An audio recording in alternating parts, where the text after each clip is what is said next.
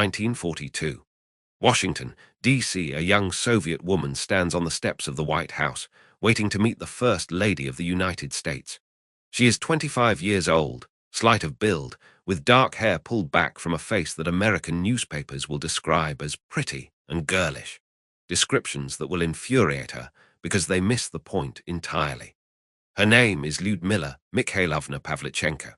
She is a senior sergeant in the Red Army's 25th Rifle Division, and she has killed 309 German soldiers, more confirmed kills than any Allied sniper in the war, more than most entire infantry platoons will achieve in years of combat. She has killed them at distances of up to 500 meters, picking them off one by one as they moved through the ruins of Odessa and Sevastopol. She has killed enemy snipers, sent specifically to hunt her, 36 of them, each one a trained marksman who came to Ukraine or Crimea believing he would be the one to end her legend. She has been wounded 4 times, blown up by mortar fire, buried under rubble, and left for dead. And now she is here in America, wearing a uniform that hangs slightly loose on her thin frame, waiting to shake hands with Eleanor Roosevelt and begin a tour that will take her to New York, Chicago, Los Angeles, and dozens of cities in between. She is the first Soviet citizen to be received at the White House. She is about to become one of the most famous women in the world. The American press doesn't know what to make of her. They ask about her hair, her makeup, her love life. They criticize her uniform as unflattering, her skirt as too long, her demeanor as too serious. One reporter asks if she curls her hair before going into battle. Another wants to know if Soviet women are allowed to wear makeup on the front lines. Lyudmila listens to these questions with growing incredulity. She has spent the last year crawling through mud and blood, watching friends die, killing men who were trying to kill her. She has seen things that would break most people, done things that would haunt them forever. And these soft, comfortable Americans want to know about her beauty routine. Finally, at a press conference in Chicago, she has had enough. "Gentlemen," she says, her English halting but clear, "I am 25 years old, and I have killed 309 fascist occupants. Don't you think, gentlemen, that you have been hiding behind my back for too long?" The room falls silent. The reporters stare. They have never encountered anyone quite like Lyudmila Pavlichenko, a woman who has killed more men than most of them can imagine, who has no patience for frivolous questions, who is challenging them to do something more useful than critique her appearance. It is the moment that defines her American tour, the quote that will follow her for the rest of her life. And it captures something essential about who she is. Not a celebrity, not a propaganda tool, not a curiosity to be examined and dismissed, but a soldier who has done her duty and expects others to do theirs. This is her story, the story of how a history student from Kiev became the deadliest female sniper in recorded history, how she survived wounds that should have killed her, how she became a symbol of Soviet resistance, and then was discarded by the very system that had celebrated her. It is a story of remarkable skill, extraordinary courage, and a kind of loneliness that comes from being the best at something terrible. Lyudmila Pavlichenko was born on July 12, 1916, in the town of Bila Tserkva, about 80 kilometers south of Kiev. Her father, Mikhail Pavlichenko, was a factory worker who had embraced the revolution and risen to become a minor party official. Her mother was a teacher who instilled in her daughter a love of learning and a fierce independence that would shape her entire life. The Soviet Union of Lyudmila's childhood was a society in violent transformation. The revolution had overturned centuries of tradition, promising equality for workers and women alike. The reality was more complicated. Poverty, political terror, and upheaval were constant companions, but the promise was real enough to shape a generation's expectations. From an early age, Lyudmila displayed characteristics that would serve her well as a sniper: patience, precision, competitiveness, and an absolute refusal to accept second place. When neighborhood boys mocked her for being a girl, she didn't cry or complain. She challenged them to contests and beat them. When teachers underestimated her abilities, she studied harder and proved them wrong. She was not a gentle child. She fought when provoked, argued when challenged, and refused to accept the limitations that society tried to impose on her gender. Her mother encouraged this independence. Her father was sometimes bewildered by it. But both parents recognized that their daughter was exceptional, driven by an intensity that set her apart from other children.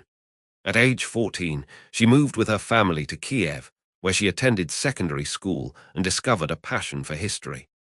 She was fascinated by the past, particularly by military history. The campaigns, the tactics, the leaders who had shaped nations through force of arms. Her teachers noted her exceptional memory and analytical ability, encouraging her to pursue advanced studies. She enrolled at Kiev University to study history, planning a career as a scholar and teacher. She was a serious student, spending long hours in the library, writing papers that impressed her professors with their depth and precision. She had found her calling, or so she believed. But her life changed direction in 1937 when she joined a local shooting club.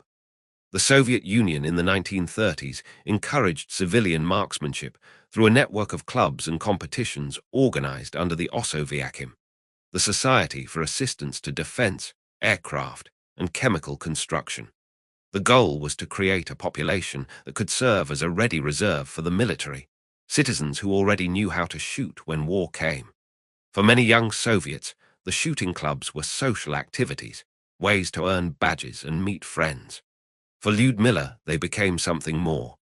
She discovered that she had a natural gift for marksmanship, steady hands, excellent eyesight, the ability to control her breathing and heartbeat, the patience to wait for the perfect shot. Her instructors were immediately impressed. Most beginners struggled with the fundamentals, controlling their breath, steadying their aim, managing the recoil of the rifle. Lyudmila seemed to understand these things instinctively, as if she had been born knowing how to shoot. She advanced quickly through the ranks of competitive shooting, earning her Voroshilev sharpshooter badge, the basic marksmanship certification, and then moving on to more advanced training. She competed in regional and national competitions, consistently placing near the top. Her scores attracted the attention of military officials who were always looking for exceptional marksmen. By 1941, she had completed formal sniper training and earned the highest marksmanship ratings available to Soviet shooters. She knew how to use a telescopic sight, how to calculate range and windage, how to conceal herself and move without being detected.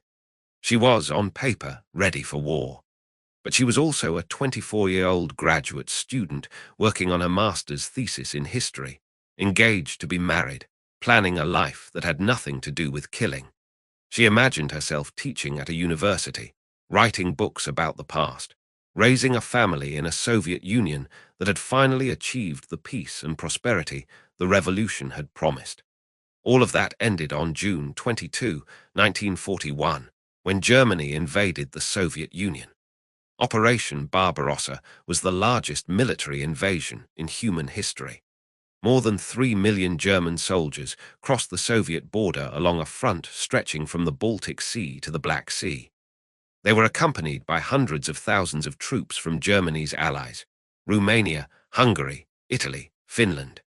Their objective was nothing less than the destruction of the Soviet state and the conquest of all territory to the Ural Mountains. The invasion was not a surprise in the strategic sense. Soviet intelligence had warned of German preparations for months. Stalin had received detailed reports about the timing and scale of the attack. But the Soviet dictator had refused to believe that Hitler would break their non-aggression pact, and his refusal had left the Red Army unprepared. The initial German advance was devastatingly effective. Soviet forces, caught off guard by the timing and scale of the attack, reeled backward in confusion. Entire armies were encircled and destroyed. Cities fell in days. The Luftwaffe destroyed thousands of Soviet aircraft on the ground in the first hours of the campaign. By autumn, German forces had advanced hundreds of kilometers, reaching the outskirts of Leningrad in the north and threatening Kiev in the south. Lyudmila was in Kiev when the invasion began, finishing her thesis and preparing for her future. She heard the news on the radio, the announcement that German forces had crossed the border, the call for all Soviet citizens to rally to the defense of the motherland. Within days, that future she had planned had evaporated. The Germans were coming, and every able-bodied Soviet citizen was needed for the defense. She didn't hesitate. She went to the recruiting office the next morning, waiting in a line that stretched around the block. Young men were everywhere, eager to enlist, ready to fight. Young women were there too, but they were being directed to different lines: nursing, communications, administration. The roles reserved for women in the Soviet military. When Lyudmila reached the front of the line, the recruiting officer looked at her with barely concealed skepticism. A young woman, small and slight, wearing civilian clothes and speaking with the educated accent of a university student. He tried to redirect her to a nursing unit. She refused. She had completed sniper training. She had the highest marksmanship ratings. She could kill Germans as effectively as any man, more effectively, probably, than most of the untrained volunteers who were being sent to the front with a few weeks of basic instruction and a rifle they barely knew how to use. The recruiting officer was not convinced. Women didn't fight, he explained. It wasn't done. There were exceptions, of course. The Soviet Union had female aviators and tank drivers, but snipers were different. Snipers operated alone in dangerous territory for extended periods. It was no place for a woman. Lyudmila stood her ground. She asked to speak to his superior. When that superior proved equally skeptical, she asked to speak to his superior. She demonstrated her marksmanship qualifications, produced her competition records, insisted that she be given a chance to prove herself. Finally, reluctantly, the military relented. The Red Army was losing men faster than it could replace them. If this stubborn young woman wanted to fight, perhaps it was better to let her try and fail than to waste time arguing. They assigned her to the 25th Rifle Division, which was being sent south to defend the port city of Odessa from the advancing Romanian forces. Lyudmila Pavlichenko went to war. The defense of Odessa was a desperate rearguard action against overwhelming odds. The city was a major port on the Black Sea, strategically valuable for both sides. For the Soviets, it was a supply hub and naval base that supported operations throughout the region. For the Axis powers, capturing it would secure their flank and open the way to further advances into Ukraine and Crimea. Romanian forces, supported by German advisors and equipment, besieged the city beginning in August 1941. The Soviet defenders were outnumbered and outgunned, but they held on for more than 2 months, tying down enemy forces that could have been used elsewhere, buying time for the Soviet Union to organize its defenses in depth. Lyudmila arrived in Odessa in early August and was immediately assigned to the front lines. The division commander had been skeptical of her at first, another headquarters decision that made no sense, sending a woman to do a man's job, but he needed every rifle he could get. If she wanted to shoot, she could shoot. Whether she could kill was another matter. Her first day in combat was August 8, 1941, a date she would remember for the rest of her life, because it was the day she killed for the first time. The circumstances were almost mundane. She was positioned in a concealed firing post overlooking a road that Romanian soldiers used to move between positions. Her orders were to observe and report enemy movements, engaging targets of opportunity when possible. It was the standard assignment for a sniper in a defensive position: watch, wait, and shoot when the opportunity presented itself. She waited for hours, watching through her scope as Romanian soldiers went about their business, carrying supplies, changing guard posts, smoking cigarettes, doing the ordinary things that soldiers do between moments of violence. She tracked individuals through her crosshairs, practicing her technique, controlling her breathing, preparing herself mentally for what she knew would eventually come. The theoretical knowledge she had gained in sniper school was one thing. The reality of looking at a living human being through a rifle scope, knowing that she was about to end his life, was something else entirely. She felt her heart rate increase, her breathing become shallow, her hands develop a slight tremor that she had never experienced on the practice range. She forced herself to calm down. She had trained for this. She knew what to do. The man in her scope was not a person. He was a target, an invader, an enemy who would kill her and her countrymen if given the chance.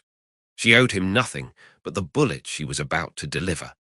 Then two Romanian soldiers appeared, walking down the road in the open, apparently unconcerned about the possibility of enemy fire. They were perfect targets, exposed, unaware, moving at a predictable pace. Lyudmila steadied her rifle, calculated the distance at approximately 400 meters, adjusted for the slight crosswind, and placed her crosshairs on the leading soldier's chest. She squeezed the trigger. The rifle kicked against her shoulder, familiar from hundreds of practice shots, but different now, weighted with significance. Through the scope, she saw the soldier stumble and fall, his body crumpling in a way that told her immediately the shot had been fatal. His companion froze for a moment, confused by what had just happened, looking around for the source of the gunfire. That moment of confusion was fatal. Lyudmila worked the bolt, chambered another round, adjusted her aim, and fired again. The second man dropped beside the first. 2 kills, her first. She remained in position for another hour, watching the road, making sure no other targets presented themselves, giving herself time to process what had just happened. The Romanian bodies lay where they had fallen, undisturbed, their comrades apparently unwilling to risk retrieval under sniper fire. Years later, she would describe that moment in interviews and speeches, trying to convey what it felt like to take a human life for the first time. She would speak of the necessity, the duty, the knowledge that these were invaders who had come to destroy her country. But she would also acknowledge something more complicated, a hesitation, a tremor, a moment of doubt that she had to overcome before she could pull the trigger. The first kill is the hardest, she would say. You are not just killing a man. You are killing the person you were before, the person who had never taken a life, who could still believe that the world was somehow gentle. That person dies with your first kill, and someone else takes her place. She never claimed that killing became routine or emotionless. She never pretended that she felt nothing when she watched men die through her scope. But she learned to set those feelings aside, to focus on the technical aspects of her craft, to think of each shot as a problem to be solved rather than a life to be ended. This mental discipline was essential to her survival and her success. Snipers who hesitated died. Snipers who were distracted by guilt or fear made mistakes that cost them their lives. Lyudmila learned to compartmentalize, to do what needed to be done and process the emotional consequences later, or not at all. In the weeks that followed, her kill count grew steadily.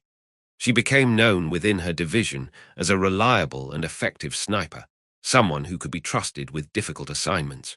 When enemy officers needed to be eliminated, when machine gun positions needed to be silenced, when observation posts needed to be blinded, Lyudmila was called.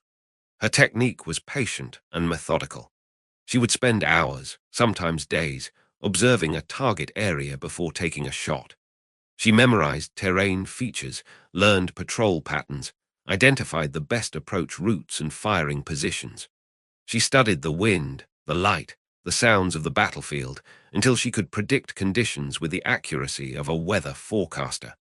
When she finally pulled the trigger, she was confident of her shot because she had done the preparation that made confidence justified.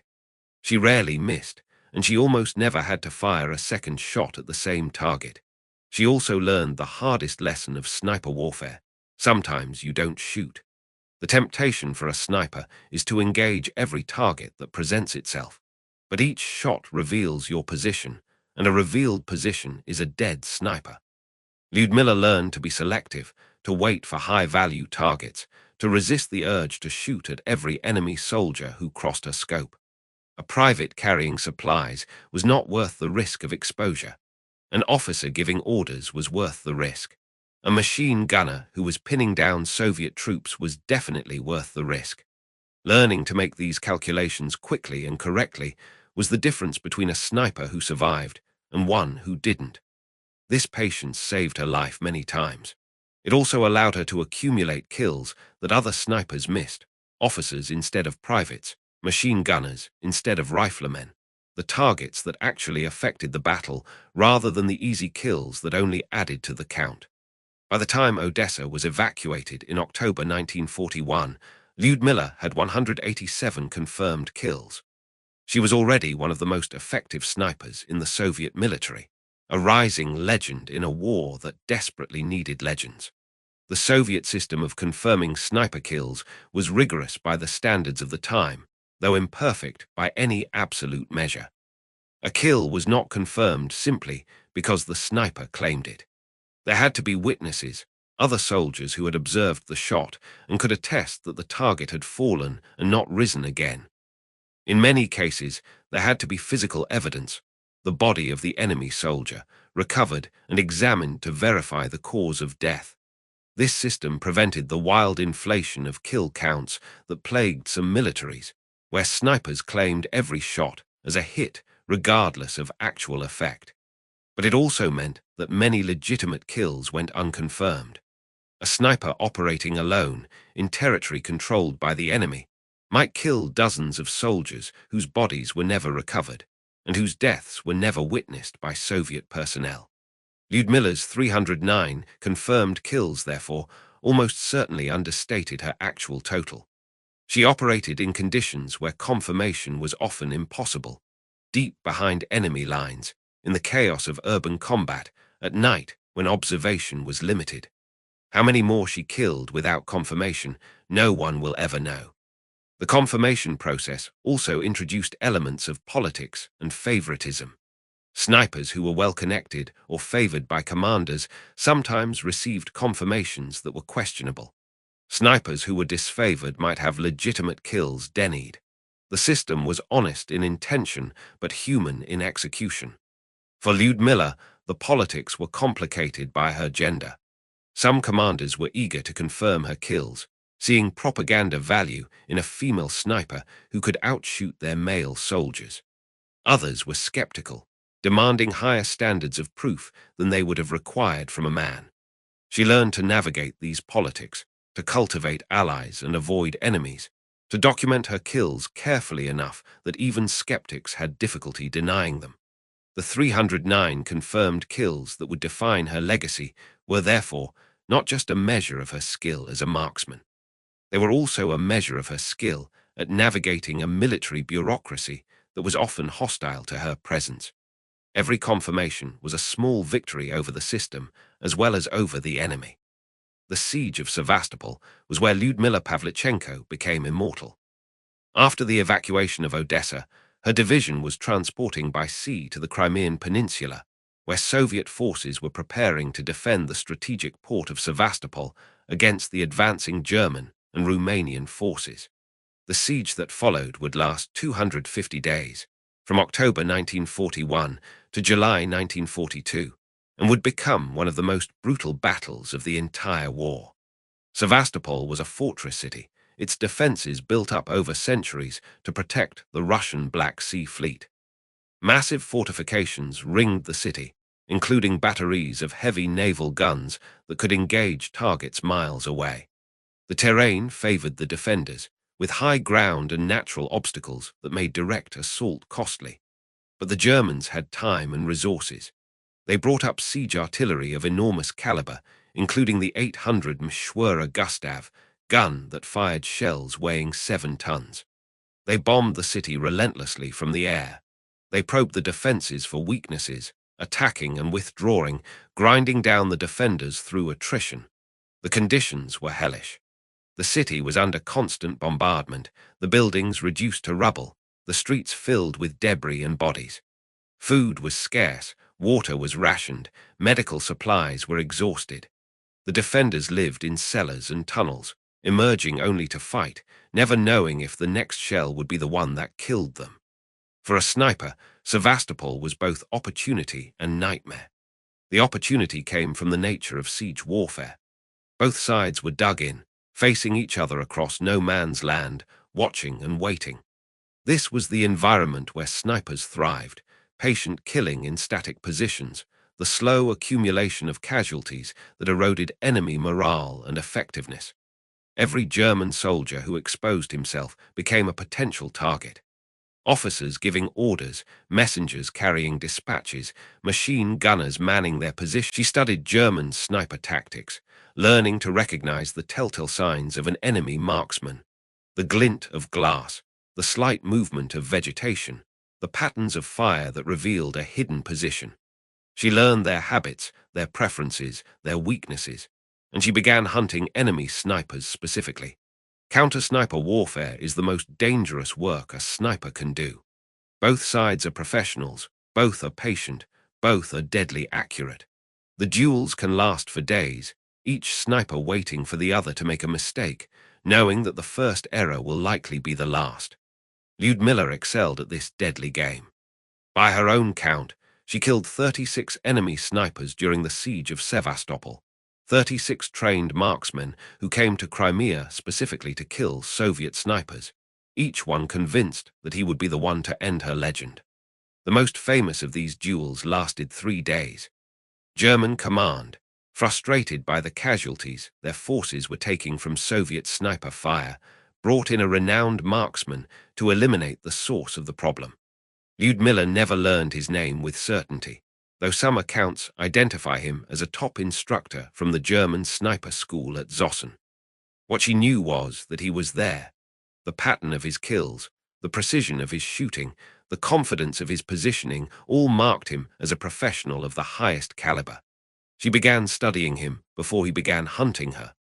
She noted where his kills occurred, worked backward to estimate his firing positions, analyzed the angles and distances to understand his preferences and habits. She was building a profile of her enemy, learning how he thought so that she could predict what he would do. For 3 days, they stalked each other through the ruins. Each knew the other was there. Each was waiting for a mistake, a moment of carelessness, a lapse in discipline that would provide the fatal opportunity. The tension was almost unbearable, not the sharp fear of combat, but the slow, grinding anxiety of knowing that death was watching and waiting for its chance. Lyudmila barely slept during those 3 days. She changed positions constantly, never staying in one place long enough for the German to calculate her location. She ate cold rations without lighting fires, drank sparingly from her canteen, relieved herself in place rather than moving to find cover. Every moment was focused on the hunt. She found the Germans' weakness on the 3rd day. She had identified a position that offered an excellent field of fire, too excellent, in fact. It was the obvious choice, the place any skilled sniper would gravitate toward. She suspected the German was using it, or would use it soon. So she set up in a concealed position with a view of that spot and waited. The wait lasted most of a day. She lay motionless in the rubble, controlling her breathing, ignoring the discomfort, watching a single point with absolute concentration. The sun moved across the sky, the shadows shifted, the sounds of the siege continued around her. Artillery in the distance, small arms fire nearby, the constant rumble of a city under bombardment. If she was wrong, she would have wasted a day. If she was right, she would have a shot at the most dangerous enemy she had ever faced. In the late afternoon, she saw movement. A slight shift in the shadows, barely visible, easily dismissed as wind or imagination. But Lyudmila had been watching too long and too carefully to miss it. She knew what a concealed sniper looked like, and she knew what she was seeing. She waited longer, wanting to be certain, wanting the perfect shot. The German was partially concealed by rubble, only portions of his body visible. She needed him to move, to expose himself just a little more. Patience. The sniper's greatest virtue. Finally, he did. Perhaps he was adjusting his position, perhaps he was preparing to take a shot of his own. Whatever the reason, he shifted, and for a moment his head and upper body were visible through her scope. Lyudmila fired once. The German fell and did not move again. She waited another hour before changing position, in case he had a partner who was waiting for exactly this moment. No counterfire came. Eventually, after darkness fell, Soviet soldiers recovered the body and confirmed the kill. Among his equipment was a telescope sight with over 500 kill markings, a testament to the expertise of the man she had just defeated. The kill cemented her reputation. She had defeated a German master on his own terms, outweighted him, outthought him, and killed him with a single shot. The story spread through the Soviet lines, boosting morale at a time when morale was desperately needed. By June 1942, Lyudmila Pavlichenko had 309 confirmed kills, making her the most successful female sniper in history. She had been wounded 4 times, twice lightly, twice severely. The most serious wound came from a mortar explosion that left her with shrapnel embedded in her body and concussive damage that would trouble her for the rest of her life. The shrapnel wounds were particularly nasty. Fragments of metal had penetrated her shoulder and back, too small and too deeply embedded to be safely removed. They would remain in her body permanently, causing chronic pain and limiting her range of motion. The blast had also caused internal injuries that healed slowly and incompletely. The Soviet command decided she was too valuable to risk further. She had become a symbol of Soviet resistance, proof that the Red Army could produce warriors capable of matching and exceeding anything the enemy could field.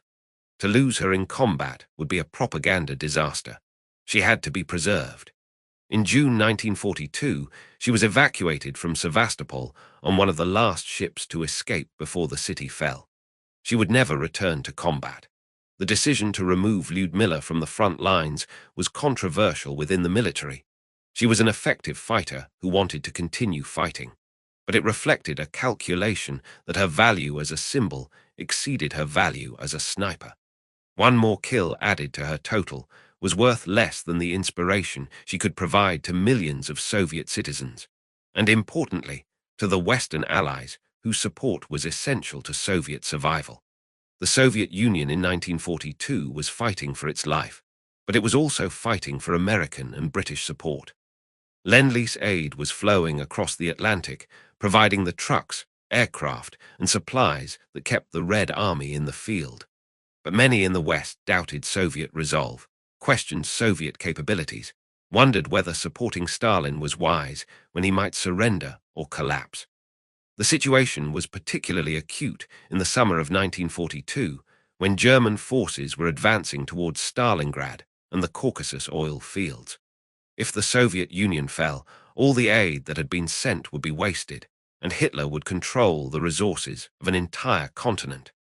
Western leaders needed to be convinced that the Soviets could win, or at least that they would keep fighting long enough to matter. Sending a young, photogenic war hero to America and Britain was a way to counter these doubts. Lyudmila Pavlichenko, with her 309 kills and her 4 wounds and her absolute certainty of Soviet victory, could do more for the war effort by giving speeches and shaking hands than by lying in the rubble of Sevastopol shooting Germans. In August 1942, she traveled to the United States as part of a Soviet delegation seeking to encourage the Western allies to open a second front in Europe. She was accompanied by 2 other young Soviet representatives, a naval officer named Nikolai Krasavchenko and a pilot named Vladimir Pchelintsev. But Lyudmila was the star of the tour. She was the one the press wanted to interview, the one the crowds wanted to see, the one who embodied the spirit of Soviet resistance. America didn't know what to do with her. The country had never seen anything quite like Lyudmila Pavlichenko. American women in 1942 were entering the workforce in unprecedented numbers, taking jobs in factories and offices while men went to war. Rosie the Riveter was becoming a cultural icon, symbolizing the contribution of women to the war effort on the home front. But American women were not fighting. They were not killing. The idea of a woman as a frontline combat soldier was foreign to American experience, and for many Americans, deeply uncomfortable. Women were supposed to be nurturers, caregivers, the gentle sex. A woman who had killed 309 men, who had made a profession of killing, did not fit any familiar category. The press tried to fit her into categories they understood, and failed. They asked about her appearance, her clothing, her romantic life, the questions they would ask any female celebrity visiting from abroad. They commented on her uniform, which they found unflattering. They noted that she wore no makeup, that her hairstyle was severe, that she didn't smile for photographs the way American women did. One newspaper described her as a girl who looked like she should be attending a high school prom, not hunting Nazis in the rubble of Sevastopol. Another called her pretty but severe, like a school teacher who has seen too much of the world. The condescension was almost universal. These were not descriptions of a soldier who had killed more enemies than most American infantry platoons. They were descriptions of an oddity, a curiosity, something to be examined and then dismissed. Lyudmila answered the frivolous questions with barely concealed impatience, redirecting conversations to the war, to the need for a second front, to the sacrifices her country was making while Americans debated and delayed. When reporters asked about her love life, she talked about the siege of Sevastopol. When they asked about her clothes, she talked about the soldiers who were dying while they asked about clothes. Her famous challenge, "Don't you think you have been hiding behind my back for too long?" captured the frustration she felt at being treated as a curiosity rather than a soldier. She had come to America to advocate for action, to convince the Western allies that the time for waiting was over. Instead, she was being asked about her hairstyle. The quote electrified the American press, though not always in the way she intended. Some newspapers praised her directness, her refusal to play the expected feminine role. Others criticized her as unfeminine or aggressive, as if these were flaws rather than characteristics that had kept her alive through 309 kills.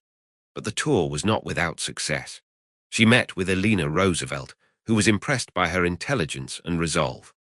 The First Lady saw past the uniform and the propaganda to the woman beneath, the scholar who had wanted to study history, the patriot who had sacrificed everything for her country, the veteran who carried wounds visible and invisible. The two women formed a genuine friendship that would continue through correspondence for years after Lyudmila returned to the Soviet Union. Eleanor invited Lyudmila to stay at the White House, a gesture that gave the Soviet sniper legitimacy and visibility that no amount of press coverage could have provided. At public appearances across the country, Lyudmila spoke about the war with an intensity that affected even skeptical audiences. She described the siege of Sevastopol in vivid detail, the bombardments, the starvation, the desperate fighting in the ruins of the city. She spoke of the Soviet civilians who were suffering under German occupation, the atrocities being committed, the urgent need for action to end the war. She challenged American men directly, asking why they were content to let Soviet soldiers do the dying while they remained safe at home. Her words were blunt, sometimes harsh, but they carried the weight of experience. This was not a politician making speeches. This was a soldier who had killed 309 men, demanding that others do their share. Some Americans were offended by her directness. They felt she was being ungrateful for American aid, dismissive of American contributions to the war. Letters to newspapers complained about her attitude, her lack of femininity, her failure to appreciate the sacrifices Americans were making. Others were inspired. The crowds that turned out to hear her speak were large and enthusiastic, drawn by curiosity about this unusual woman who had killed hundreds of men and survived to tell about it.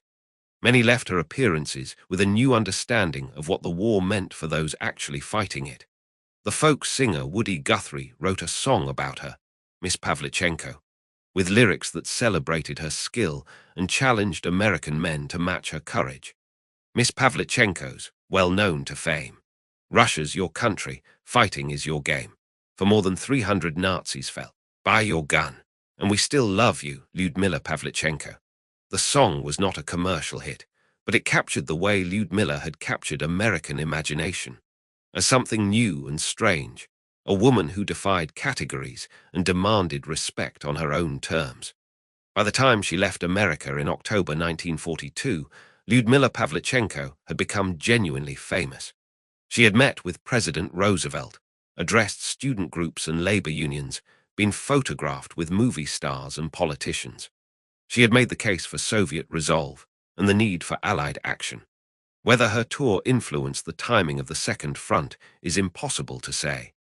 The Western Allies did not invade France until June 1944, nearly 2 years after Lyudmila's visit. By then, the Soviet Union had already turned the tide at Stalingrad, and was pushing the Germans back across Eastern Europe. The contribution of Western pressure to this timeline is debatable, but the tour succeeded in its primary purpose. It humanized the Soviet war effort for American audiences, putting a face on the millions of Soviet soldiers fighting and dying in the East. Lyudmila Pavlichenko was that face. Young, determined, skilled, wounded, victorious. She was proof that the Soviet Union had warriors worth supporting, allies worth aiding, a cause worth believing in. After her American tour, Lyudmila returned to the Soviet Union and was promoted to the rank of major. She was awarded the Hero of the Soviet Union, the country's highest honor, in recognition of her combat achievements. She was celebrated in newspapers and propaganda films, held up as an example of Soviet womanhood at its finest. But she never returned to combat. Her wounds, particularly the damage from the mortar explosion at Sevastopol, had left her with ongoing health problems that would have compromised her effectiveness in the field. The shrapnel embedded in her body caused chronic pain that made holding a rifle steady difficult. The concussive effects of the blast had affected her vision and hearing, subtle impairments that might not matter in civilian life, but could be fatal for a sniper who depended on absolute precision. More importantly, the Soviet command had decided that she was more valuable as a symbol than as a shooter. Lyudmila Pavlichenko, hero of the Soviet Union, was too famous to risk. Her death in combat would be a propaganda defeat that could not be allowed. She would spend the rest of the war training other snipers, passing on the skills and techniques that had made her so deadly. She was good at it. The recruits she trained went on to compile impressive records of their own, carrying her methods and her mindset into battles across the Eastern Front. She taught them patience, discipline, target selection, counter-sniper tactics, everything she had learned in the rubble of Odessa and Sevastopol. But training was not combat, and Lyudmila felt the absence keenly. She had been a warrior, one of the best in the world at what she did. Now she was an instructor, a propagandist, a symbol. The role chafed against her nature. She had not become a sniper to stand in classrooms or give speeches. She had become a sniper to kill the invaders who were destroying her country. She requested return to combat multiple times, and each time she was refused. Her commanders were sympathetic but firm. She was too valuable to lose. The decision was final. The war continued without her. Soviet forces pushed westward, liberating territory that had been occupied for years. The battles were brutal: Kursk, the Dnieper crossing, the liberation of Ukraine, and she watched from the rear, training replacements for the soldiers who fell. The war ended in May 1945 with Soviet forces occupying Berlin. Lyudmila was not there. She was still in the Soviet Union, still training snipers, still carrying wounds that would never fully heal. She learned of the victory through official channels and celebrated with the rest of her country. But the end of the war brought its own challenges. The Soviet Union had lost more than 20 million people, soldiers and civilians, men, women, and children. Entire cities had been destroyed. The country that emerged from the war was traumatized, exhausted, and profoundly changed. For Lyudmila, the post-war period was difficult. She had been shaped by the war, defined by it. Her identity was built around being a sniper, a warrior, a killer of fascists. Without the war, she was uncertain who she was or what she was supposed to do. She completed her graduate studies in history, finally finishing the thesis that had been interrupted by the German invasion. She had started it in 1941, planning to become a scholar. She finished it in 1945, after killing 309 men. The woman who completed the thesis was not the same woman who had started it. She married twice. Her first husband had been a fellow sniper named Alexei Kitsenko, whom she had met during the defense of Odessa. They had fallen in love in the ruins, married during the siege of Sevastopol, and fought side by side until he was killed in action in 1942. His death had devastated her, adding personal loss to the general trauma of combat. Her second marriage, after the war, was to another veteran. The marriage was unhappy and ended in divorce. The details are unclear. Soviet records are incomplete, and Lyudmila rarely spoke of her personal life. But the pattern suggests a woman who struggled to connect with others after the extreme experiences of the war. The Soviet system that had celebrated her during the war had less use for her afterward. Female soldiers were expected to return to traditional roles: wives, mothers, workers in the rebuilding economy. The heroines of the Great Patriotic War were supposed to put away their medals and become ordinary citizens again. Lyudmila never fit comfortably into this expectation. She continued working in military education and veterans affairs, but she struggled with the transition from combat to peacetime. The skills that had made her valuable in war, patience, precision, the ability to kill without hesitation, were not skills that translated easily to civilian life. Her health deteriorated over the years. The wounds she had suffered at Sevastopol never fully healed, and she developed complications that required ongoing medical care. The shrapnel in her body caused chronic pain and inflammation. The concussive damage affected her nervous system in ways that medicine of the era could not fully address. The physical toll of her service was compounded by psychological effects that were not well understood at the time. Today, we would recognize the symptoms of post-traumatic stress disorder: the flashbacks, the nightmares, the difficulty connecting with others, the emotional numbness that alternated with periods of intense feeling. In the 1950s and 1960s, there was no such diagnosis and little support for veterans struggling with invisible wounds. She drank heavily, a common coping mechanism among Soviet veterans and one that the system largely ignored. The alcohol dulled the pain, both physical and psychological, but it also accelerated her decline. Friends from the war years watched her struggle and felt helpless to intervene. Her friendship with Eleanor Roosevelt continued through correspondence until Eleanor's death in 1962. The two women exchanged letters about their lives, their memories of the war, their hopes for peace. For Lyudmila, Eleanor's letters were a connection to a time when she had mattered, when she had been a symbol of resistance rather than a relic of a receding past. In her later years, Lyudmila worked with veterans' organizations and occasionally gave interviews about her wartime experiences.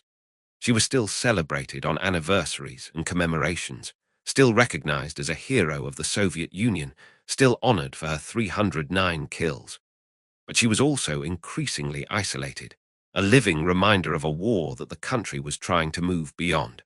She died on October 10, 1974, at the age of 58. The official cause was a stroke, but her death was the culmination of decades of physical and psychological damage that had begun in the ruins of Sevastopol. Her funeral was a state occasion, attended by military officials and veterans who remembered her from the war.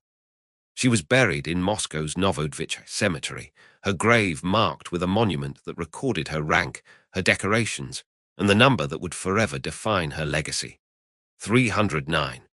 The Soviet Union commemorated her on postage stamps and in textbooks, presenting her as an example of Soviet heroism and the contribution of women to the victory over fascism.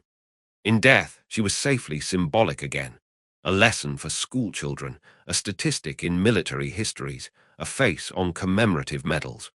What those commemorations missed was the complexity of her life and her legacy. Lyudmila Pavlichenko was not a two-dimensional hero. She was a woman who had done extraordinary things and paid an extraordinary price. She had killed 309 men, each one a human being with a life, a family, hopes and fears that ended when her bullet found its mark. She had done this because she believed it was necessary, because her country was being destroyed, because the invaders had to be stopped. But she had not done it easily or without cost. The psychological burden of killing is something that most people never have to carry. Soldiers in combat kill in the heat of battle, often without time to process what they have done. Snipers are different. They kill deliberately, individually, watching their targets through scopes that bring them close enough to see faces and expressions. They see the moment of death with a clarity that other soldiers are spared. Lyudmila killed 309 times with that deliberate precision. Each kill was a decision, a choice to end a life. She made that choice because she believed it was right, but the weight of it accumulated over time. The drinking, the failed relationships, the difficulty adjusting to peacetime, all of these were symptoms of a burden that she carried until her death. Her legacy is also complicated by the system she served. The Soviet Union was not a benign state. Stalin's regime had murdered millions of its own citizens before the Germans ever crossed the border. The system that celebrated Lyudmila's kills against the Germans had also celebrated the killing of Soviet citizens deemed enemies of the state. Lyudmila herself was not directly involved in Soviet repression. She was a soldier fighting an external enemy, not an agent of internal terror. But her heroism was instrumentalized by a regime that used heroism to obscure its own crimes. The same propaganda machine that made her famous also concealed the Gulag, the purges, the famines engineered by Soviet policy. None of this diminishes her personal courage or skill. She was an extraordinary marksman who performed extraordinary feats under conditions of extreme danger. She killed 309 enemy soldiers who were actively engaged in invading and destroying her country. Whatever the nature of the Soviet regime, the German invasion was a genuine existential threat that had to be resisted. But it does complicate the simple narrative of heroism. Lyudmila Pavlichenko was a hero, but she was also a human being shaped by circumstances beyond her control, serving a system that used her and ultimately discarded her. Her story is not just an inspiring tale of courage. It is also a cautionary tale about the costs of war, the uses of propaganda, and the difficulty of returning to normal life after experiencing the extremes of combat. Today, Lyudmila Pavlichenko is remembered primarily as a symbol, the deadliest female sniper in history, the woman who killed 309 Nazis, the hero who challenged American men to match her courage. Her image appears on stamps and memorials. A 2015 Russian film dramatized her story. Military history enthusiasts debate the details of her kills and her tactics. What is often forgotten is the woman behind the symbol, the history student who wanted to be a scholar, the competitor who refused to accept second place, the soldier who learned to kill and then couldn't stop carrying the weight of what she had done, the veteran who struggled with wounds visible and invisible, the woman who died at 58, worn out by a life that had demanded too much. Her 309 kills made her immortal. But she was mortal, fragile, flawed, human in ways that the legends often obscure. She killed 309 men. Each one of them had a story too, cut short by her precision and skill. She was the best at what she did, and what she did was terrible and necessary and ultimately destructive to herself as well as her enemies. That is the real legacy of Lyudmila Pavlichenko, not just the kills, but the cost. Not just the heroism, but the humanity.